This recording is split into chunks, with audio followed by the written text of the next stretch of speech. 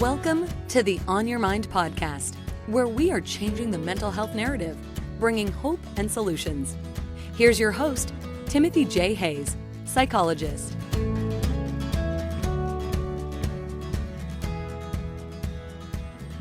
Tracey Yokas creates stuff.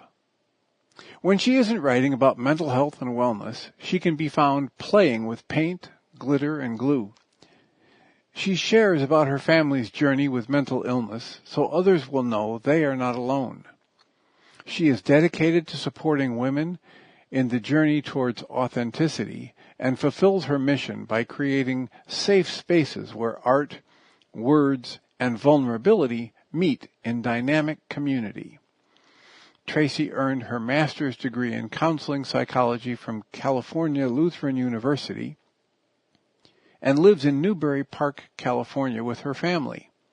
You can find her on Facebook at Tracey Yokas Creates and Instagram at Tracey Yokas, or on her website, TraceyYokasCreates.com, TraceyYokasCreates.com. Well, Tracey, thank you for joining me. It's delightful to see you. Delightful to be here. Thank you so much. I'm hoping you can give us some of the juicy stuff about your book, Bloodlines, that's come out this year, and how you came to write a book that's so moving. Thank you. I really appreciate that. Yes, it's Bloodlines, a memoir of harm and healing. It took me approximately 10 years to write. So it is a true, honest labor of love. I gave up many times, many times, but something always called me back to dig back in and get back to it. So the front line of the story is about a time about 12 years ago when my mother died suddenly and my daughter had a mental health crisis. And I intercut that with scenes from my childhood to show how generational trauma and how our conditioning can really, just in a story way, without getting into like fancy language or any of that stuff, but to show how ways that we're conditioned from childhood can impede our ability to really be the type of people and the type of parents we really want to be. So that's not in any way about blaming people for things that happened. It's more about just understanding. I was so surprised by some of these things. I got into therapy the first time when I was 30, and some of these insights I didn't have until I was in my 50s. So it can take a while. But yeah, the story really is a passion project. My family and I, luckily, I had their permission and willingness to share because it's vulnerable for all three of us, my husband, my daughter, myself. We're very passionate advocates for normalizing conversation around mental health, mental illness, well-being, self-care. Today, more than ever, we need to be having these conversations in an open and honest way. And so many teens are suffering. I wanted parents to know that they're not alone in this journey. Well, I think you've succeeded beautifully. The question comes to mind, was your mom's death unexpected? Did you have warning? Was it really abrupt? What happened? Yeah, sadly, it was very abrupt. There was no warning. She and my daughter were close, and we had been planning. It was the summertime, so we had just talked a couple days prior, and they were planning a visit out for summer to see my daughter in the play that she was performing in. And the next thing I know, I got a phone call from my mom's partner saying that she had had a stroke and was in the hospital, and she passed shortly after that. So she was still working. It was very unexpected. And we don't understand how all of these things came into play, but my daughter was able throughout the journey to identify that this was somehow a trigger for her to start having some significant struggles. Well, yeah, and the timing of it indicates that in the book, right? You can see as you're looking back on it from your hindsight that they're connected somehow. You don't know exactly what the cause and effect is, but the timing was certainly there. And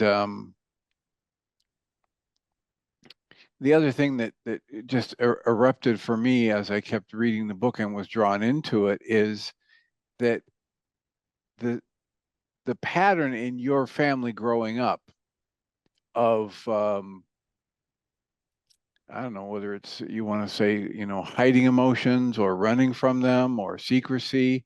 Can you talk a little bit about how that became a discovery for you? How did you tune into that as one of the causal factors in your family pattern? Yeah, wow, that's a great question. It took a long time. I mean, I hope what I show in the book, because I think it's something that we don't talk about enough in like regular life, is that a healing journey can take a really long time. And you can understand parts of it. So the first time I got into therapy, as I said, I was 30, my daughter was 6 months old, and I knew that I struggled with communication and, just feeling like not great about myself. I had been struggling with weight and body image like so many women do since childhood. That was a big, big, big thing that I was struggling with, and I didn't want to pass that on to my daughter.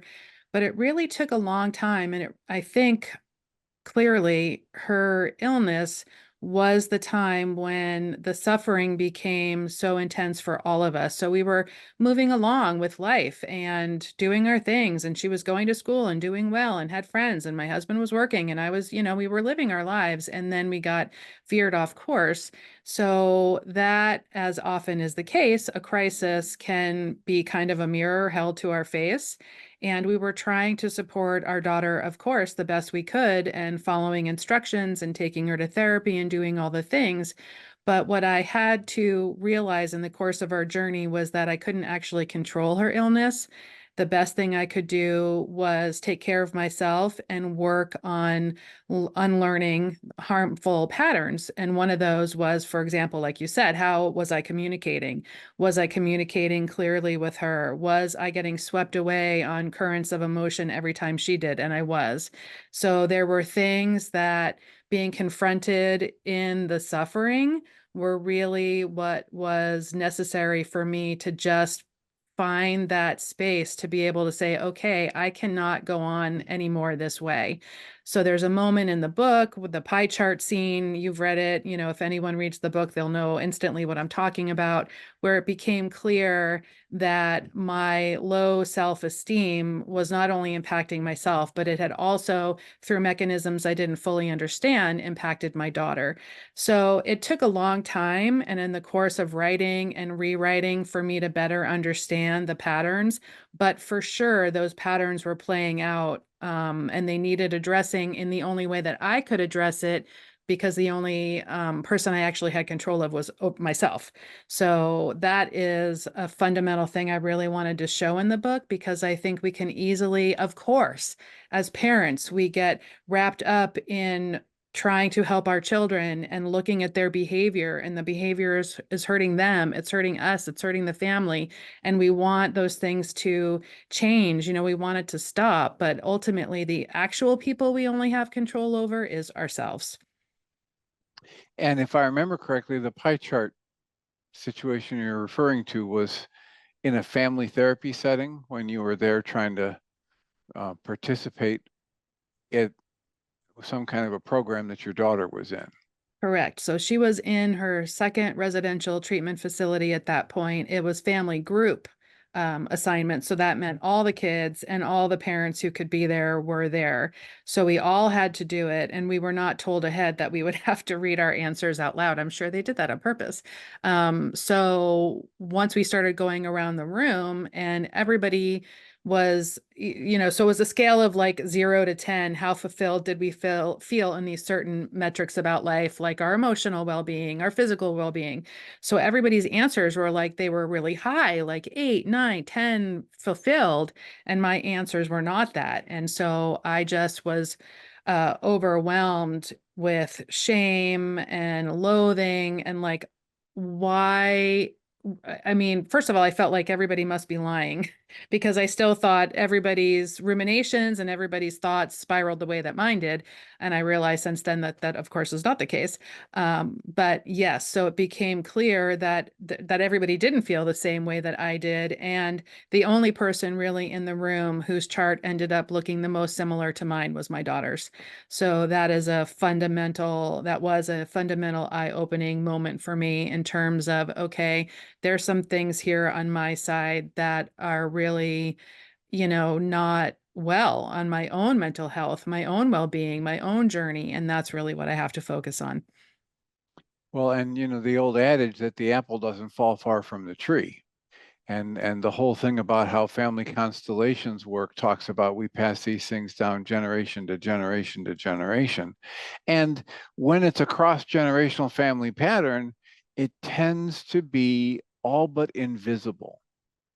And sometimes completely invisible, even when we're first shown. Somebody holds up look what your pie chart shows. And you say, I don't get it, right? Exactly. And then you, at some point or another, you uncovered that I don't remember reading that much in terms of what you might have learned about your mother's past and her childhood, but I do remember that a telling incident happened when you were 16 years old and you had an argument with your mother and you finally said to her, "What is wrong with you?" And she said, "Well, here's what's wrong." And you were just completely shocked. Can you tell us a little bit about how that led to this reveal for you about one of the traumas in your family?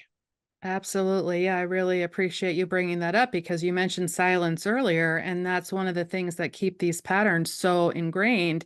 And to your point, I mean, this is not something consciously, I think, our parents or their parents are trying to do to us or to themselves or anything like that.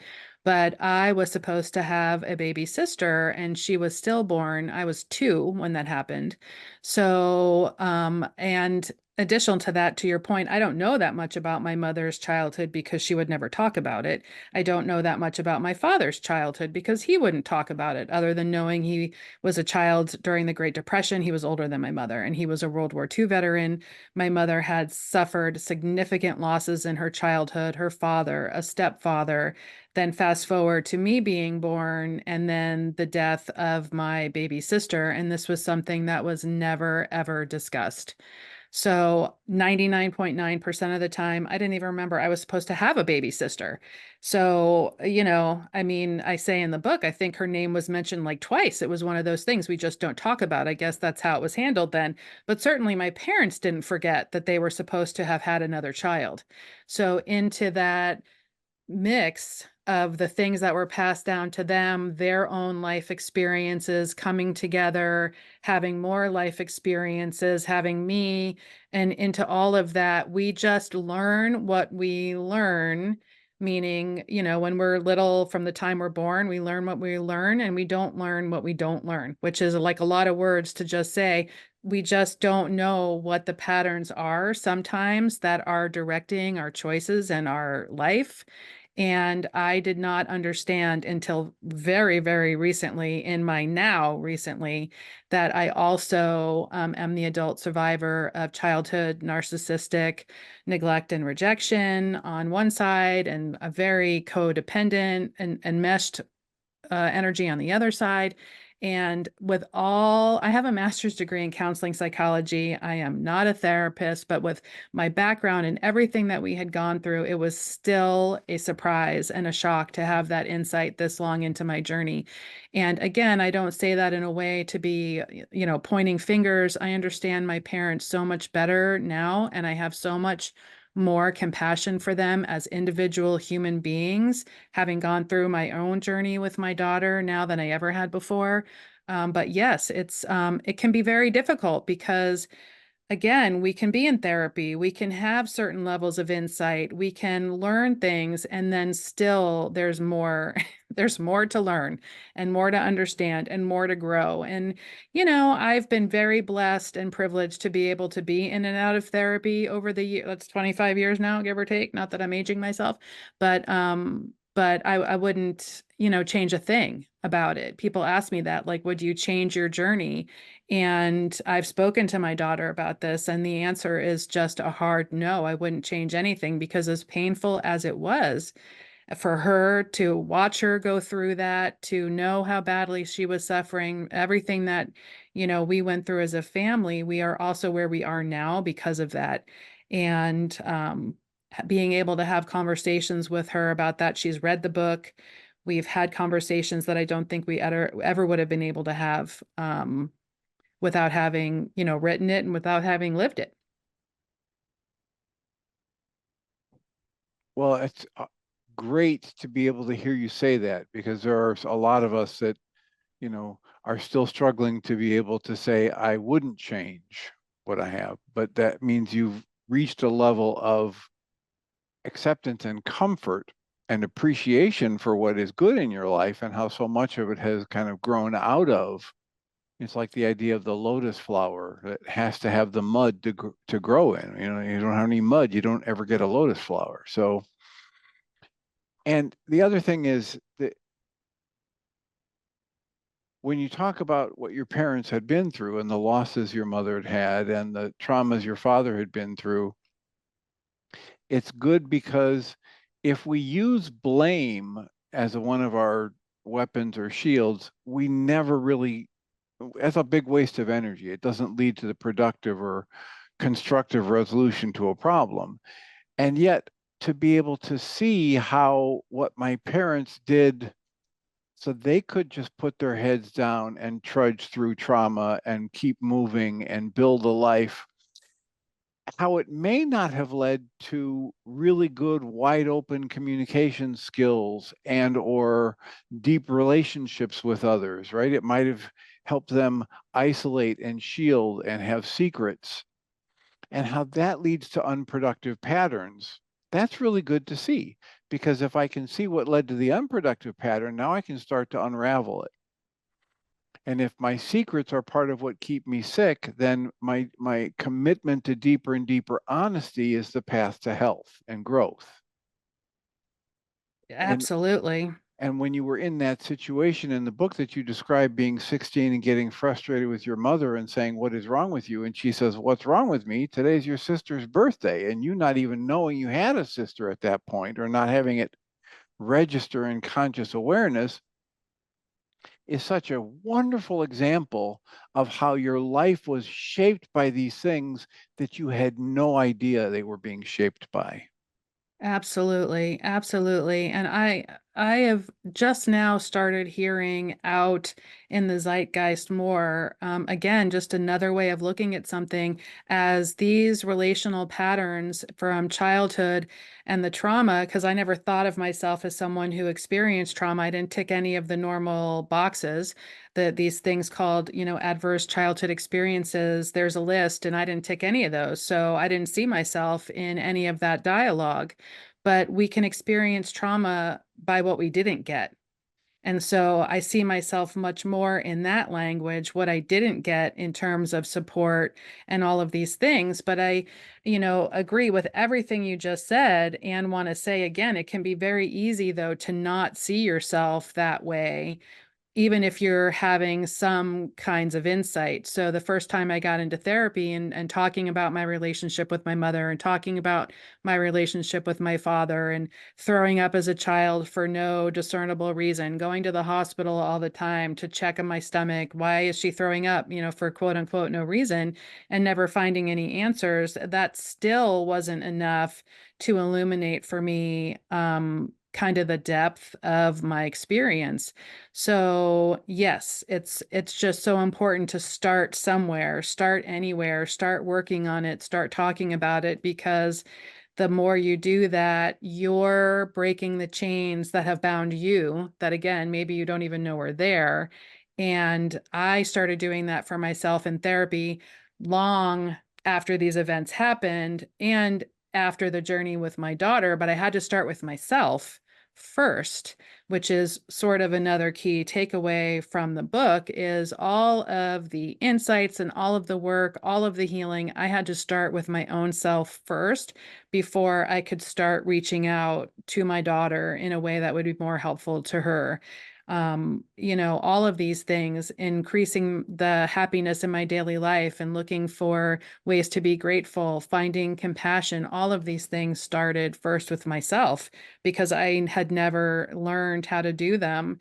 And maybe that sounds like a cop out, but for anyone who has had a similar sort of childhood that I have, no, it's not a cop out. I mean, you just really don't know what you don't know until suddenly you start to know it. And then there's a whole lot of learning that goes along with that. Well, and you bring up a great point about the study on adverse childhood events. And while that's a wonderful study to help awaken people to the role of trauma in our physical and mental problems later in life, if people look at that and say, well, if you don't have what's on this list, then you didn't have a traumatic childhood, they're missing the point. Dr. Leela Masumi is a psychiatrist I had the privilege of interviewing, and she talks about her theory that children are like a laptop and a rock. And a rock, you can bounce it off a wall, drop it in a lake, throw it in a snowbank, and it still functions perfectly well as a rock, a projectile or a doorstop or a paperweight. A laptop, not so much. You can't bounce it off the wall or drop it in a lake or throw it in a snowbank and have it function. So what might have been experienced as neglectful or traumatic for one child might be like the perfect nurturing growing environment for an introverted child with more resources, for a child who's very creative, a child who's very emotionally sensitive and or emotionally intelligent or has the capacity for emotional intelligence, who doesn't get coached into what these energies are, what they mean, what words you might develop to use to communicate your emotional states. That can be very traumatic. And so you have a lot of situations, all of us do in our lives, that we might have experienced as wonderful and one of our siblings experienced it as traumatic. And they're growing up in the same household. Yeah, So absolutely. so it's just, it's a very important thing to be able to help people understand how they downloaded energies and beliefs and conclusions from their life events, because it's the energies we download in those negative beliefs and conclusions about ourselves that actually constitute trauma. It isn't the event that's traumatic, it's what the person downloads. This is why we have people who go off to war and they come back and they function beautifully, but somebody else in their platoon comes back and can't sleep and has nightmares and flashbacks and can't hold down a job. So it's what the individual has in their personal strengths and resources and what they interpret and download from their life events that constitutes this thing we call trauma. And it's very, very personal and individualized. I think that's one of the reasons why it can be really hard for people to understand.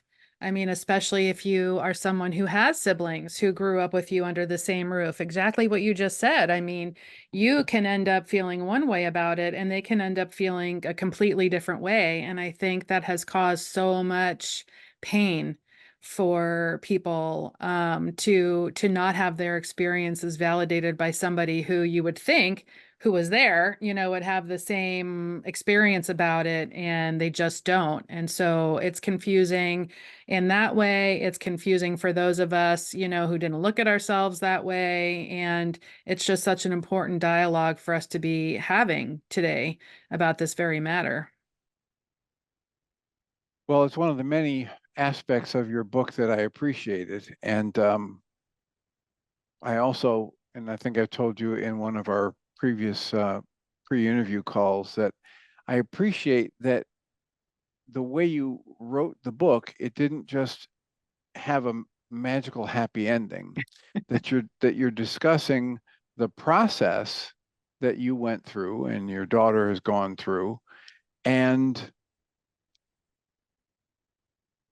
that even again today in our conversation, you're highlighting you're still on the path. You're still learning and growing. Absolutely. Absolutely. And so is my daughter, so is my husband. And I think, something you touched on a few minutes ago relative to language, for me, I think that's a big part why it took so long to write the book and to write it in the way that I felt comfortable putting it out into the world. That's the reason it took so long, was because of the deficits in my understanding and just how I downloaded my experience, the wrestling with the words and coming back to certain scenes over and over and over again. And still, after 8 years, having editor working with me say, I don't really understand the point of why you've included this. Like, what's your point? And I'd be like, oh, okay. I mean, it just showed to me again. I didn't feel this way in the process. In the process, I just felt super frustrated and like, why can't I do this? Why is it taking so long? All the things. But I understand now that that literal wrestling was part of my healing process, Exactly. because as someone who has had, again, a childhood like mine and downloaded it the way that I did, as you said, that's a great way to put it. I had to wrestle with the words to find the way to say what I meant to say, which was part of it. Was, not so much writing, it was a living thing that I had to figure out, that is, has helped me get to the point where I am today. Yeah, and many of us will have years after we live through something and we've downloaded some kind of a belief or some kind of an interpretation about ourselves. We'll have years later that we finally realize, oh, this is what happened. And ever since then in my life, I've veered into this direction. And so I must have made it mean X, Y, and Z. And so that's the value in if you can find a therapist that you are comfortable with and that knows what he or she is doing, and you keep looking at ways to make your life better, that you'll start to uncover those things. Absolutely. Yeah. I mean, people ask me, like, what do you mean by patterns? I mean, I get pattern, like such a dry word for, relationships. But that's the thing. Like, what I was struggling with all these years, I had, my husband, I had my daughter, and my family, I had this life, but I also had a long string of failed friendships in the rearview mirror, looking in my past, difficulty in the relationships I was having, difficulty particularly in the relationship with my mother while she was still alive, that never got resolved while she was living. Just so much difficulty. Like, what is all that difficulty about? And what the difficulty can be about is what we're talking about, like with patterns, energetic patterns, communication patterns. How are we showing up with these people? What's happening when the relationships don't work out? What is your sense of why that happened? For me, it took years for me to really be able to look and realize, oh, okay, part of that, for example, let's just say like codependency and being over identified with other people's emotions and being like, I'm only going to be okay if you're okay, and you have to invest in much in this, as much in this friendship as I am, and if you're not doing the same as I. And of course I'm over exaggerating a little to share my point, but you know what I'm saying. Like, I think we can kind of miss the forest for the tree, and like we hear patterns, it's like whatever, patterns, but they actually mean something, and they mean something important when we're living in our lives and trying to have meaningful, joyous, healthy relationships with other people. Yeah, the book by Stephanie Fu, What My Bones Know, Love and that book. and her talking. She did a wonderful interview with her therapist, Dr. Ham, about his understanding is that the longer term process of complex post-traumatic stress disorder has developed within us, whoever we are, in relation to other people. It's a relational process. And so the healing has to be a relationship-based process. And what they do, what she did in her work with Dr. Hum in micro-analyzing their conversations and understanding these little dynamics that go unnoticed by most of us, especially anybody who's raised by relatively healthy parents and has a relatively healthy pattern of relationships. People just do it like breathing. They don't even know what they're doing. But if you didn't have that and you're raised by someone like your mother who was so traumatized by other losses in her life and then losing a baby when you were just 2 years old, your relationship with your mother was crafted by that kind of trauma. And what she was willing to share or able to share was highly restricted. And so there you were, this young, vibrant, creative, intelligent soul growing up looking for interaction that just couldn't happen. And so what did you download about what it meant? Why aren't you connecting with your mother? Well, most of us, when we're that age, we download a belief it must be my fault. There's something wrong with me.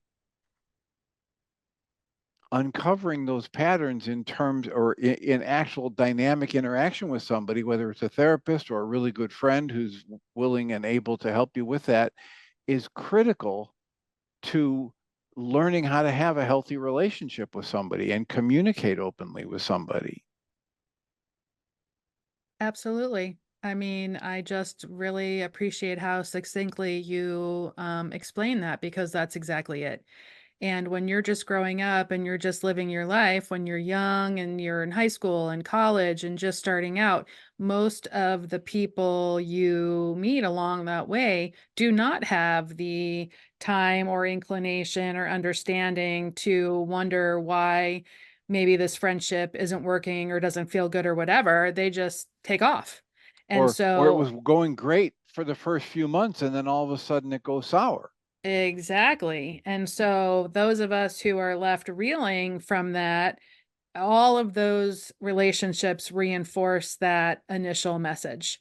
There's something wrong with me. We learn it over and over and over and over again in a variety of different ways, a variety of different scenarios, but that's the bottom line. And it didn't even enter my mind that, maybe the reason that was happening is because I didn't get something in my childhood. I just 100% knew and believed there was something wrong with me. And that was ultimately the reason I got into therapy the first time when my daughter was 6 months old, because I was so afraid that whatever it was, whatever was wrong with me, I was going to repeat with her. And that would play out in a variety of ways, but mostly it would play out like she would feel about me the way I felt about my mother.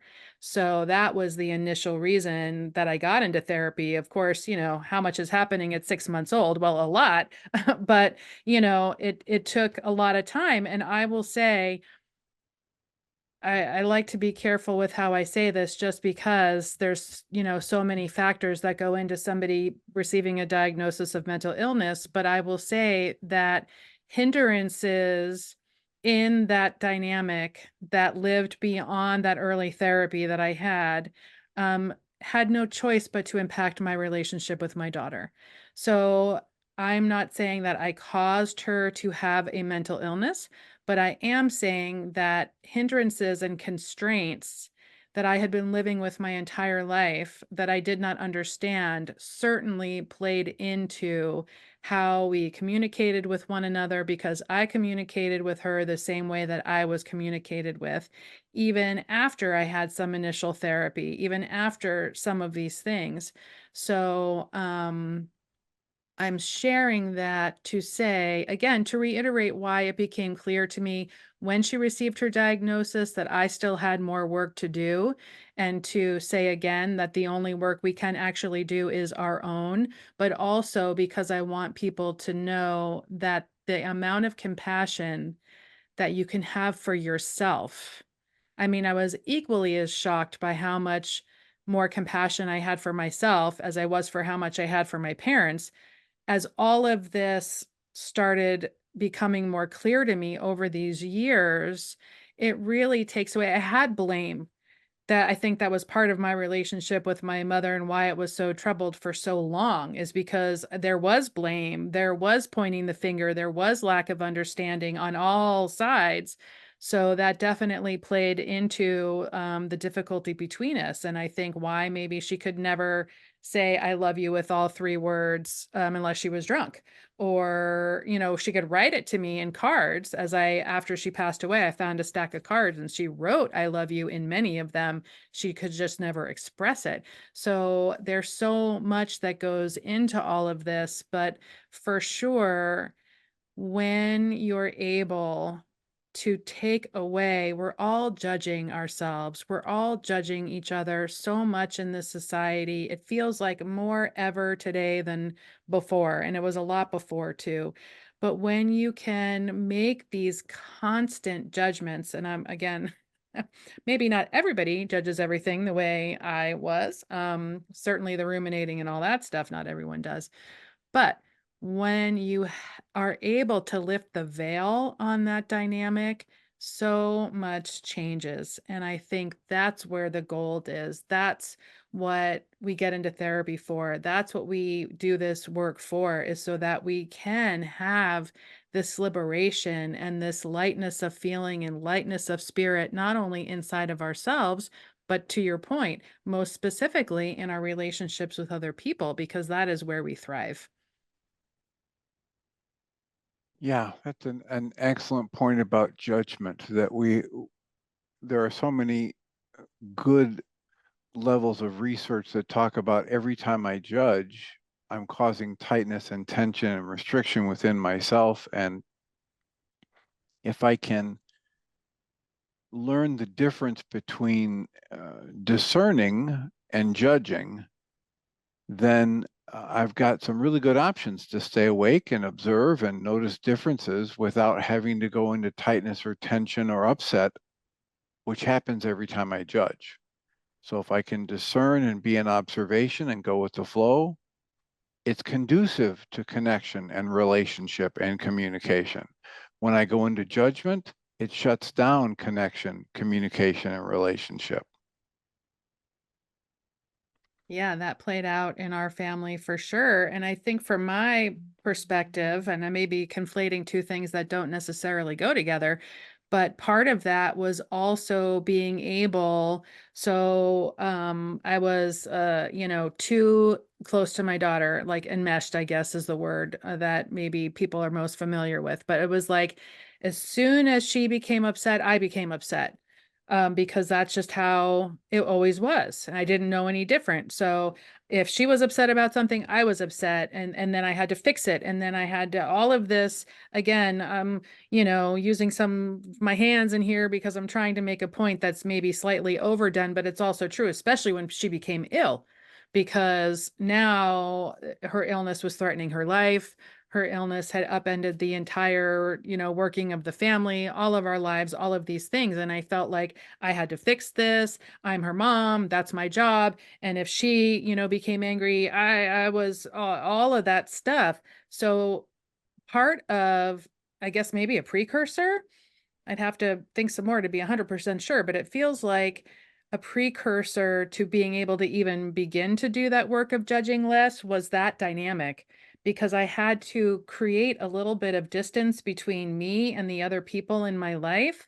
Emotional distance, I mean, not physical distance. That happened in the course of treatment anyway. But I had to understand that, as simple as it sounds, I am my own person and my daughter is her own person, and she's allowed to have thoughts and feelings and experiences, and so am I, and I don't have to take those on. In fact, they're not mine. And often my reactions, I have now learned to say to myself, this isn't yours. Like this Exactly. guilt, I'm saying to myself, this isn't yours, this isn't mine, this is reaction and history that comes from before me. So to be able to be my own person and say to myself, I'm okay, even if she's not okay right now, I am. I can be calm. I'm all right. I can be here for her. I can be present without getting swept away, was a precursor for me to being able to have rational thought about what, what am I judging, or how is that coming across, or, anything. Next was to kind of wrench us apart a little bit, and become two individual people who, were living our own lives. It's huge. And of course, it's what goes against what most of us in the culture have been taught when we hear, you hurt my feelings, you're making me angry, you're scaring me, you're confusing me, you're offending me. So the culture has that dynamic in its language and in its perceptual field that says people and things outside of me cause my emotions. And what you're talking about that you had to, the separation you're talking about is just the awareness that I'm the one that creates my emotions and other people create their emotions. And when she's upset, I can choose to be upset, or I can choose a different interpretation of this and generate either a different kind of upset or calm or centeredness or a strong feeling of here's support and compassion I can offer that person. But if I'm in the dynamic in my belief, if I've been trained into the pattern of believing that I'm causing their emotions and or they're causing mine, there isn't really any choice but to go on the roller coaster every time it Absolutely. happens. Mm-hmm. Well, I recognize that we're getting close to the end of our time here. I wonder if you could get centered and take a breath and think about everything we've talked about so far related to the book and the message that you were hoping to get out there. And think about, do you want to go back and highlight something we've already talked about, or is there an aspect of this we haven't even mentioned yet you'd like to bring up? Well, gosh, yes, I appreciate that. I think one thing I'd like to say after this wonderful conversation is one thing I had to learn that took me a really long time was about self-care. I think we as a society have a really poor understanding of what that actually means. And my therapist had asked me for a year and a half, a year and two thirds, as we were going through this journey, what I could do to take care of myself.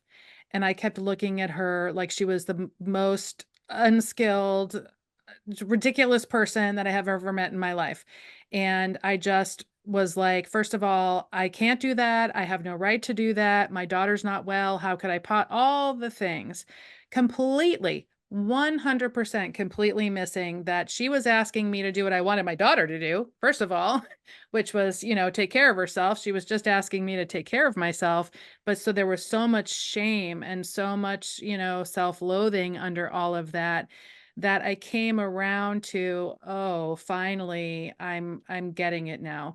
So that's a long-winded way of saying that if anyone is listening to this who is going through mental illness with their child or with a loved one or family member or friend or not, or anything, is to reevaluate your relationship with self-care, because it really is. I love a good mani-pedi and a massage as much as the next person.